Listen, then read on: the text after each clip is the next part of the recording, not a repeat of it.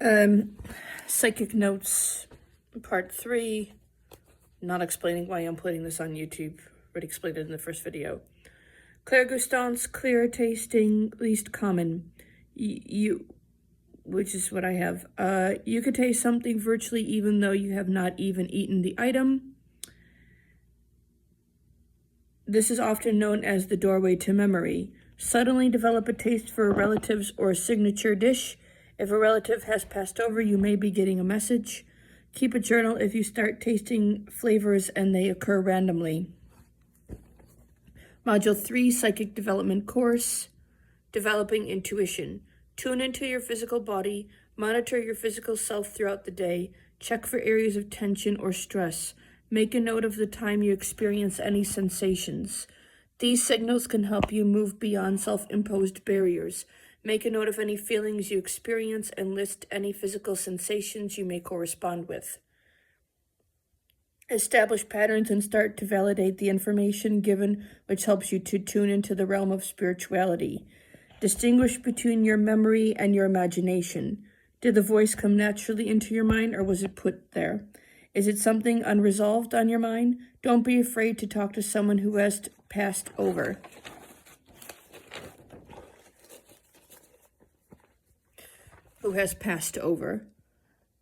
Usually between those who, telepathy. Usually between those who already have a close bond. Say the same sentence at the same time. Or you have the same thought as the other person. It is not about being able to read other people's minds. Telepathy is about your perception and ability to sense the thought of others.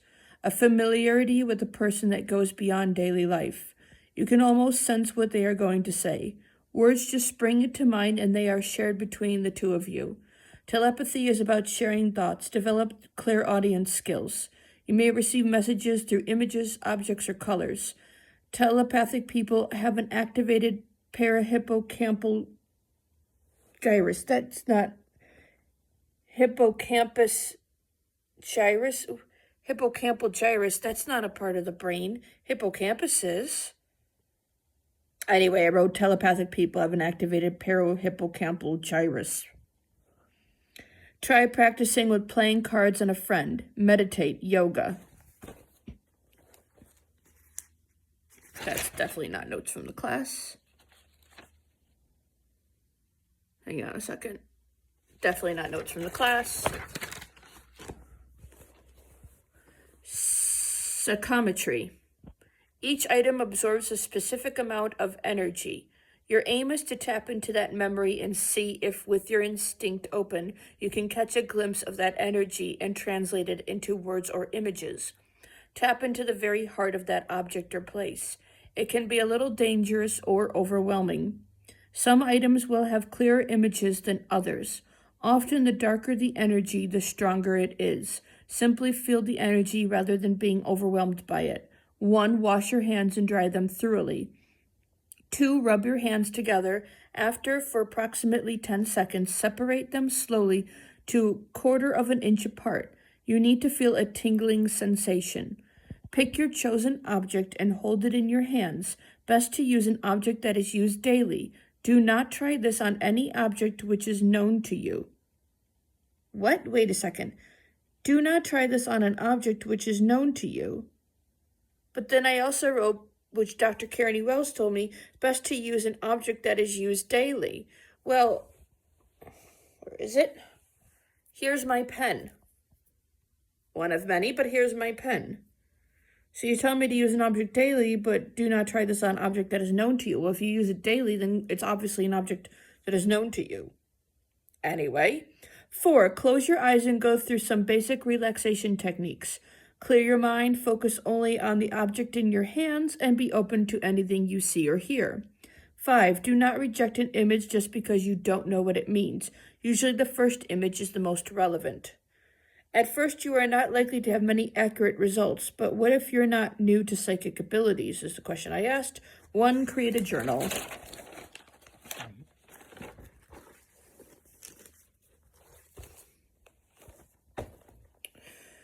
Module 4, auras. colored layer around the body. Scientific studies have revealed they do indeed exist. An aura is an energy field, also reflects health on an emotional, mental, and physical level. If person is ill, aura more likely to be darker and reduced. Healthy people extends as far as 4 feet from the body. A healthy aura is important. Interpreting the colors is important. 7 separate layers of an aura. 1. Layer 1, etheric layer. Interconnected with root chakra, health and well-being on a physical level. Those physically active etheric layer tends to be bright. The color associated with this is blue. 2. Emotional level. Emotional well-being. Dark, subdued, or muted. This can represent fatigue. 3. Mental layer. Associated with sacral chakra. Should be brightly colored yellow. Look around the head and neck area. 4. Astral layer. Associated with heart chakra. Pink or rosy red. Rosy red on those with a loving nature. 5. Etheric double layer. Interconnected to the throat chakra. It represents the true self of the person. 6. Celestial layer. Unconditional love. Kind, caring, and connected to nature, then likely to be a pearly white. Connected to the third eye chakra. Anyone who has a strong spiritual connection or psychic will have a strong celestial layer. 7. Spiritual layer. Extends 3 to 4 feet. Interconnected to the crown chakra. Highest frequency vibration. This relates to the person's immortal soul and reflects their state of being across all incarnations. Look for a gold color. It denotes the strength of a person and their connection to the divine. Aura colors. Bright red, deep, raw, and primal energy. Assertive, sexually, competitive, determined to win. Dark red, active and energetic person. Good work ethic. Orange, adventurous, strong entrepreneurial skills, and a clear mindset. Quite business-minded. Easily connect to others, capable of dealing with facts and figures for business. Bright orange, quite academic, deep thinker, analytic or given to logic. Yellow, happy, bright disposition, expressive, do things without thinking, their ability to react quickly to stimuli. Bright green, social, enjoys community activities, in a sociable job. Dark green, good organizer, used to working to goals. Blue, someone who is quite sensitive and genuine, strong sense of loyalty towards friends.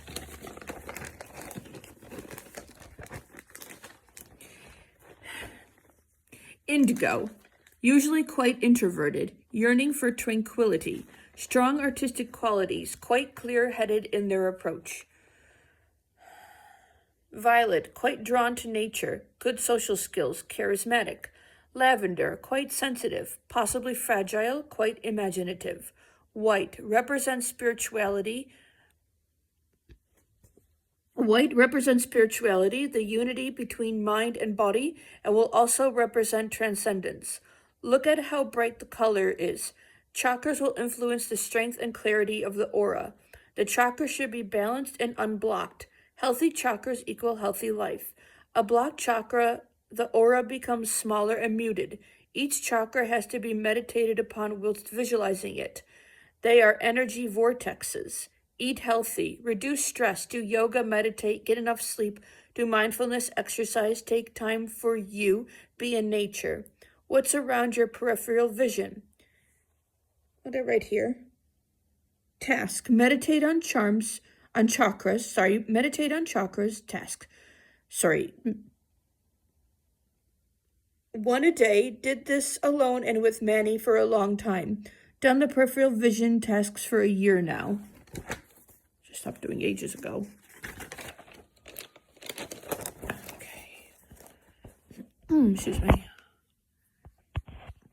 Module 5, Psychic Development Course. Psychic healing is beneficial, aids healing at a very deep level, connect to the person at their very core, balances all and enables a deeper connection with self. Psychic healing for psychics that are caring individuals Do I have a deep empathy for others? Depends. Do you find those around you to sustain good levels of health? No. Do people confide in you? Yes. Are animals and children drawn to you even when anxious? Yes. Do you find yourself enjoying time alone in a peaceful environment? Yes. Are you extremely sensitive to the feelings of others? No. Now, mind you, I wrote these answers I wrote down on the 20th of April, 2022. So mind you, it is now December 9th, 2024. Is it the 9th or the 10th? I think it's the 9th today. But at any rate, anyway, the answers can change. Are you extremely sensitive to the feelings of others? I would say more so now, I guess. Anyway, do you yearn to help and heal others? Yes. Do you prefer spending time in nature? No.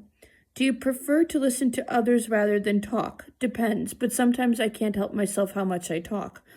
Do you have a deep interest in spirituality? I never answered that, but the answer is yes. Do you have any healers in your family? Definitely not. Heal yourself first. Well, do you have any healers in your family? I think I meant holistic healers, so I wrote definitely not. But in terms of any type of healer, I have a cousin who's been a nurse for many, many, many years, for decades. And she's actually trained other people. But in terms of holistic healers, no, I would be the first. Heal yourself first. Illness is often caused by an energy imbalance, muscle soreness and fatigue, unbalanced chakras. No, it's interesting because she wrote muscle soreness and fatigue muscle soreness and fatigue will cause unbalanced chakras. But I don't know if that's entirely true, because if that's muscle soreness and fatigue is related to flu, that would make sense. But you're not going to have unbalanced chakras because your muscles are sore and you feel fatigued because you just did a full workout at the gym. Channel energy from the universe, from God. This is extremely important here. Channel energy from God. Extremely important. But that's in my energy healing course, which I just took this year and literally just finished up. We'll get into that another time. All right, I'm going to stop here.